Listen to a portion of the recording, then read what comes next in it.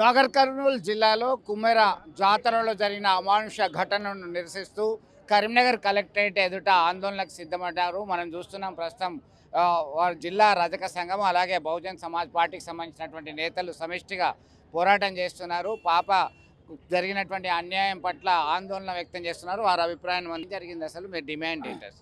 అన్న, మొన్నటి రోజున నాగర్ కర్నూలు జిల్లా కుమ్మర జాతరలో మా రజక కులస్తులు నలుగురు ఆడబిడ్డలు ఒక ఫ్యామిలీతో కలిసి 6 టెంపుల్లో గుడిలోకి వెళ్ళడం వెంటనే వీళ్ళు రజక కులస్తులు 100 రూపాయలు టికెట్ ఇవ్వలేదని చెప్పి వాళ్ళతో గొడవ పడి అక్కడ స్థానిక సర్పంచ్ తుకారాం మిగతా ఇంకా 4 కలిసి వీళ్ళు చాకలి కులస్తులు వీళ్ళు లోపలికి ఎందుకు వచ్చిరని ఒక గృహ నిర్బంధనం చేయడం జరిగింది. టెంపుల్లో కొబ్బరికాయ టెంపుల్లో గృహ నిర్బంధనం చేయడం జరిగింది.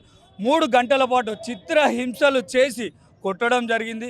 కొడుతున్న తరుణంలో వాళ్ళు ఆడబిడ్డలు అయి ఉండి బతిలాడడం జరిగింది. బతిలాడిన కూడా అక్కడ స్థానిక సర్పంచ్ తుకారాం అస్సలే వినలేదు. వినకపోయేసరికి మా చంద్రకళ, మా ఆడబిడ్డ లాంటి చంద్రకళకు తలపై గాయం జరిగిన వెంటనే గణేష్ ఉండి తోపులాట చేస్తూ ఆ పాప పసికంది కూడా కింద వాడి జారిపోవడం జరిగింది.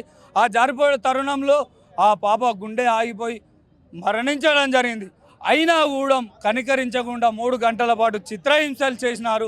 చేసిన వెంటనే ఆ స్థానిక పోలీస్ స్టేషన్కి వెళ్ళి కంప్లైంట్ ఇవ్వడం ద్వారా వాళ్ళు అసలు కూడా పట్టించుకోకుంటే ఆందోళన కార్యక్రమం చేస్తే ఒక 3 తూతు మంత్రంగా 3 శ్రీకాంత్ రెడ్డిని, శ్రీనివాస్ రెడ్డిని అరెస్ట్ చేయడం జరిగింది. కానీ స్థానిక సర్పంచ్ అరెస్ట్ చేయలేదు.